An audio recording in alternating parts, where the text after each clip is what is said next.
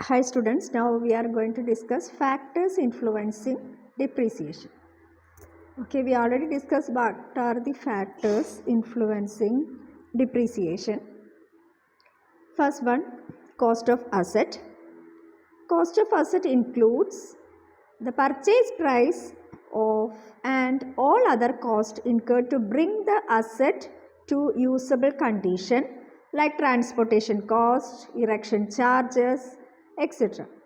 So ഒരു depreciation calculate ചെയ്യുമ്പോൾ നമുക്ക് ഫസ്റ്റ് നമ്മൾ നോക്കേണ്ടത് കോസ്റ്റ് ഓഫ് അസറ്റ് ആണ്. ഇവിടെ കോസ്റ്റ് ഓഫ് അസറ്റ് എന്ന് പറയുമ്പോൾ നമ്മൾ കൺസിഡർ ചെയ്യേണ്ടത് പർച്ചേസ് പ്രൈസ് അല്ലേ. ഒരു മെഷീനറി ആണെങ്കിൽ ആ മെഷീനറി വാങ്ങുമ്പോഴുള്ള പർച്ചേസ് പ്രൈസ് എടുക്കണം. ദെൻ ഓൾ അതർ കോസ്റ്റ്, അതിൽ വരുന്നത് ട്രാൻസ്പോർട്ടേഷൻ കോസ്റ്റ്, ഇറക്ഷൻ ചാർജ്, ഇതെല്ലാം നമ്മൾ ആഡ് ചെയ്യണം. സോ ഒരു അസറ്റ് യൂസബിൾ കണ്ടീഷനിലേക്ക് എത്തുന്നത് വരെ, വെറുതെ മെഷീനറി വാങ്ങിയിട്ടല്ല, മെഷീനറി ഉപയോഗിക്കാൻ പറ്റുന്ന രീതിയിലാക്കുന്നത് വരെയുള്ള ചിലവുകൾ. ഇറക്ഷൻ ചാർജ് എന്ന് പറഞ്ഞാൽ അത് ഇൻസ്റ്റാളേഷൻ ചാർജസ് ആണ് ഉദ്ദേശിക്കുന്നത്. സോ അതുകൂടി നമ്മൾ എന്ത് ചെയ്യണം, കോസ്റ്റ് ഓഫ് അസറ്റായിട്ട് എടുക്കണം. പക്ഷെ ഒരിക്കലും നമ്മൾ ലോൺ എടുത്തിട്ട് ഒരു അസറ്റ് മെഷീനറി വാങ്ങുക വെച്ചാൽ അതിൻ്റെ ഇൻട്രസ്റ്റ് ഒന്നും എന്തിൽ കണക്കാക്കാൻ പറ്റില്ല, കോസ്റ്റ് ഓഫ് അസറ്റിൽ എടുക്കാൻ പറ്റില്ല. ജസ്റ്റ് നമ്മൾ അസറ്റിന് നമ്മൾ കൊടുക്കുന്ന വാല്യൂ ആണ് കോസ്റ്റ് ഓഫ് അസറ്റായിട്ട് എടുക്കേണ്ടത്. അതിൻ്റെ കൂടെ ട്രാൻസ്പോർട്ടേഷൻ ചാർജും ഇൻസ്റ്റാളേഷൻ ചാർജും.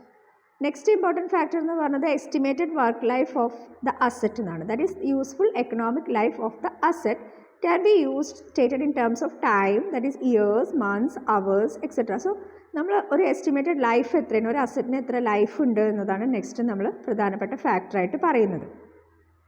എത്ര വർഷം അത് യൂസബിൾ ആയിരിക്കും. Next factor estimated scrap value ആണ്. സോ അസറ്റിൻ്റെ സ്ക്രാപ്പ് വാല്യൂ എന്ന് പറഞ്ഞു കഴിഞ്ഞാൽ അത് യൂസബിൾ കണ്ടീഷൻ കഴിഞ്ഞ് അത് നമുക്ക് ലഭിക്കുന്ന, യൂസ്ഫുൾ ലൈഫ് കഴിഞ്ഞിട്ട് അതിന് ലഭിക്കുന്ന ഒരു സാൽവേജ് വാല്യൂ ഉണ്ടായിരിക്കും. ആ ഒരു വാല്യൂവിനെയാണ് നമ്മൾ എസ്റ്റിമേറ്റഡ് സ്ക്രാപ്പ് വാല്യൂ, അസംഷൻ്റെ ബേസിൽ നമ്മൾ പറയുന്നതാണ് സ്ക്രാപ്പ് വാല്യൂ. ഇനി നമ്മൾ കാൽക്കുലേറ്റ് ചെയ്യുന്നത് കോസ്റ്റ് ഓഫ് അസറ്റ് എന്ന് പറയുമ്പോൾ നമ്മൾ എന്തൊക്കെ എടുക്കണം, നമുക്ക് ഡിപ്രീസിയേഷൻ കണക്കാക്കുമ്പോൾ total amount of depreciation to be written off during the lifetime of the asset is calculated as follows. So നമുക്ക് എങ്ങനെയാണ് ഒരു അസറ്റിൻ്റെ ഡിപ്രീസിയേഷൻ കണക്കാക്കുക എന്നതാണ്. അതിലൊരു മെത്തേഡാണ് ഇവിടെ പറഞ്ഞിട്ടുള്ളത്. ടോട്ടൽ കോസ്റ്റ് ഓഫ് അസറ്റ് എന്ന് പറഞ്ഞാൽ അതിൽ നമ്മൾ purchase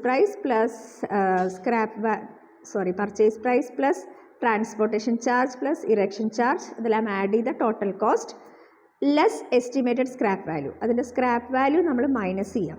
so the balance amount ആണ് നമ്മൾ എന്ത് ചെയ്യുന്നത്, ഡിപ്രീസിയേഷന് വേണ്ടി കൺസിഡർ ചെയ്യേണ്ടത്.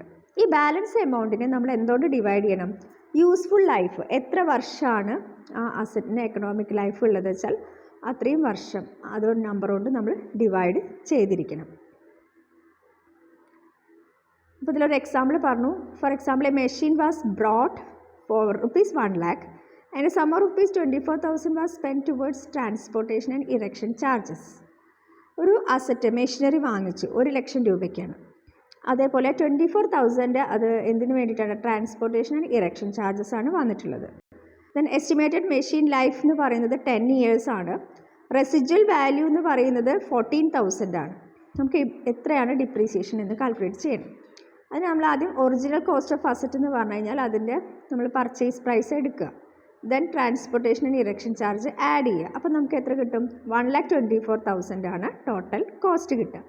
ദെൻ അതിൽ നിന്ന് നമ്മൾ എന്ത് ലെസ് ചെയ്യണം, estimated residual value. Residual value എന്ന് പറഞ്ഞാൽ എന്താണ്, ഡിപ്രീസിയേഷൻ അല്ലേ ആയിട്ട്, അതായത് നമുക്കൊരു യൂസ്ഫുൾ ലൈഫ് കഴിഞ്ഞിട്ട് നമുക്ക് ലഭിക്കുന്ന ഒരു വാല്യൂ ആണ് ഈ റെസിജ്വൽ വാല്യൂ. സ്ക്രാപ്പ് വാല്യൂ അത് മൈനസ് ചെയ്യുക. അപ്പോൾ ബാലൻസ് എമൗണ്ട് ആണ് എന്ത് പറയുന്നത്, 1,10,000 ആണ് നമ്മൾ amount of depreciation write off ചെയ്യുന്ന എമൗണ്ട് എന്ന് പറയുന്നത് ഓരോ വർഷവും ഈ 1,10,000 ഡിവൈഡ് ബൈ 10, യൂസ്ഫുൾ ലൈഫ് എത്രയാണ് 10 അല്ലേ. അപ്പോൾ 1,10,000 10 കൊണ്ട് ഡിവൈഡ് ചെയ്യുന്ന കിട്ടുന്ന എമൗണ്ടാണ് എല്ലാ വർഷവും നമ്മൾ റൈറ്റ് ഓഫ് ചെയ്യുക.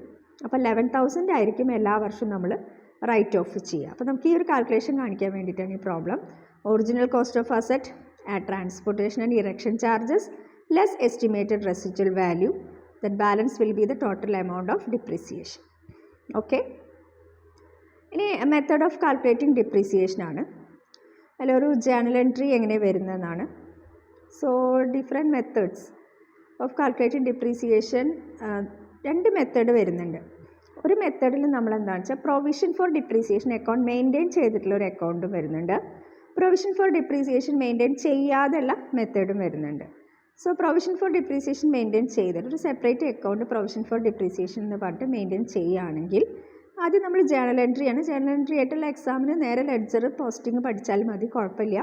ബട്ട് ജേണൽ എൻട്രി അറിഞ്ഞിട്ട് വേണം, ആ ജേണൽ എൻട്രി പ്രകാരമാണ് നമ്മൾ പോസ്റ്റിംഗ് ചെയ്യുക. സോ ആദ്യത്തെ journal entry for charging depreciation account after to provision for depreciation account. അപ്പോൾ നമ്മൾ ഡിപ്രീസിയേഷൻ അക്കൗണ്ടിൽ നിന്ന് പ്രൊവിഷൻ ഫോർ ഡിപ്രീസിയേഷൻ എന്ന് പറഞ്ഞ വേറൊരു അക്കൗണ്ട് മെയിൻറ്റെയിൻ ചെയ്യുകയാണ്. സോ അതിലാണ് നമ്മളിത് കാണിക്കുന്നത്, ഡിപ്രീസിയേഷൻ ചാർജ് ചെയ്യും. ഇനി നമ്മൾ സാധാരണത്തെ പോലെ പ്രോഫിറ്റ് ആൻഡ് ലോസ് അക്കൗണ്ടിൽ എങ്ങനെ കാണിക്കും? പ്രോഫിറ്റ് ആൻഡ് ലോസ് അക്കൗണ്ടിൽ ഡെബിറ്റ് ഇല്ലേ ചെയ്യുക? ഡെബിറ്റ് ചെയ്യുന്നതിന് എങ്ങനെ ജേണൽ എൻട്രി വരിക? Profit and loss account after to depreciation account. So എന്ത് ചെയ്തു? നമ്മൾ പ്രോഫിറ്റ് ആൻഡ് ലോസ് അക്കൗണ്ടിൽ ഡെബിറ്റ് ചെയ്തു. ഇത് എത്രയാണ് എമൗണ്ട് കാൽക്കുലേറ്റ് ചെയ്യുന്നത്, ആ എമൗണ്ടാണ് നമ്മൾ എന്ത് ചെയ്യേണ്ടത്? Profit and loss account after to depreciation account എന്ന് പറഞ്ഞിട്ട് എഴുതേണ്ടത്. ഇനി നെക്സ്റ്റ് എന്താണ്? നമ്മൾ ഈ ഒരു കാലാവധി കഴിഞ്ഞ് ഇത് സെയിം എല്ലാ വർഷവും നമ്മൾ ഫോളോ ചെയ്യും. ഡിപ്രീസിയേഷൻ എല്ലാ കൊല്ലവും ഇങ്ങനെ ചാർജ് ചെയ്യും. എന്നിട്ട് നമ്മളൊരു കാലാവധി കഴിഞ്ഞ് അസറ്റ് വിൽക്കുമ്പോൾ നമുക്ക് പൈസ കിട്ടില്ലേ? വിൽക്കുമ്പോൾ നമുക്ക് പൈസ കിട്ടുമ്പോൾ നമ്മൾ എങ്ങനെ എൻട്രി വരിക? Bank account after to asset account. ഇപ്പോൾ മെഷീനറി ആണെങ്കിൽ bank account after to machinery account. അപ്പോൾ വിറ്റിട്ട് നമുക്ക് എത്ര പൈസ കിട്ടി അതവിടെ എഴുതാം. ഇനി provision for depreciation account after to asset account. അപ്പോൾ നമ്മൾ അസറ്റ് വിൽക്കുമ്പോഴും നമ്മൾ എന്ത് ചെയ്യണം? ഈ provision for depreciation account charge ചെയ്യണം. അപ്പോൾ ആ എമൗണ്ട് ട്രാൻസ്ഫർ ചെയ്യണം. അസറ്റിൻ്റെ അപ്പോൾ അക്കൗണ്ടിൽ എന്ത് വരും? ഇപ്പോൾ മെഷീനറി അക്കൗണ്ട് ആണെങ്കിൽ മെഷീനറി അക്കൗണ്ടിൽ ബൈ പ്രൊവിഷൻ ഫോർ ഡിപ്രീസിയേഷൻ എന്ന് വരും. നമ്മൾ സാധാരണ പ്രൊവിഷൻ യൂസ് ചെയ്യണമെന്നില്ല, രണ്ട് രീതിയിൽ ചെയ്യാം. ഒരു പ്രൊവിഷൻ ഫോർ ഡിപ്രീസിയേഷൻ എന്ന് പറഞ്ഞൊരു സെപ്പറേറ്റ് അക്കൗണ്ട് ഉണ്ടാക്കിയിട്ട് ചെയ്യാം, അതല്ലാതെയും ചെയ്യാം. ഇനി നമുക്ക് ഈ അസറ്റ് സെയിൽ ചെയ്തിട്ട് ലാഭമാണോ നഷ്ടമാണോ നോക്കുക. സെയിൽ ചെയ്തിട്ട് ലാഭമാണെങ്കിൽ asset account after to profit and loss account.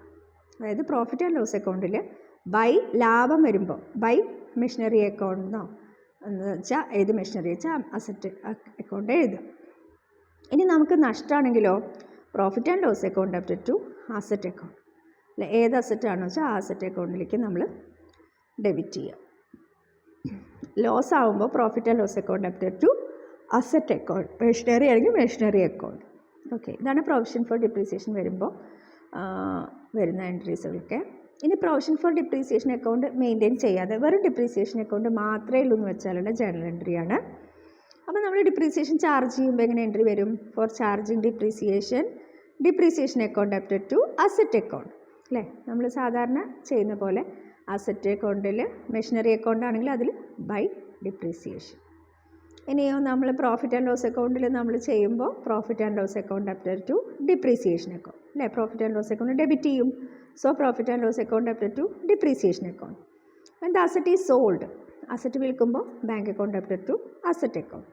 ഇനി നമുക്ക് ലാഭം കിട്ടുകയാണെങ്കിലോ നേരത്തെ പോലെ തന്നെ asset account after to profit and loss account. നഷ്ടമാണെങ്കിൽ profit and loss account after to asset account. അപ്പോൾ ഇതാണ് നമ്മൾ സാധാരണ ഡിപ്രീസിയേഷൻ അപ്ലൈ ചെയ്യുക. മെത്തേഡ് എന്ന് പറയുന്നത് നമ്മൾ പ്രോബ്ലം എമൗണ്ട് എന്ന് പറയുന്നത് നമുക്ക് ഡിഫറെൻറ്റ് മെത്തേഡ്സ് ഉണ്ട്, അതനുസരിച്ച് നമ്മൾ ചെയ്യും. പക്ഷെ അതിൽ ഫിനാൻഷ്യൽ സ്റ്റേറ്റ്മെൻറ്റ് കാണിക്കുന്ന രീതിയാണ് ഈ പറഞ്ഞിട്ടുള്ളത്. രണ്ട് രീതിയിൽ കാണിക്കാം. ഒന്ന് പ്രൊവിഷൻ ഫോർ ഡിപ്രീസിയേഷൻ ചാർജ് ചെയ്തുകൊണ്ട് നമുക്ക് ചെയ്യാം, അതല്ലെങ്കിൽ പ്രൊവിഷൻ ഫോർ ഡിപ്രീസിയേഷൻ ചാർജ് ചെയ്യാതെ നമുക്ക് ഈ പ്രോബ്ലം ചെയ്യാം. ഓക്കെ, ബാക്കി നമുക്ക് നെക്സ്റ്റ് ക്ലാസ്സിലെടുക്കാം.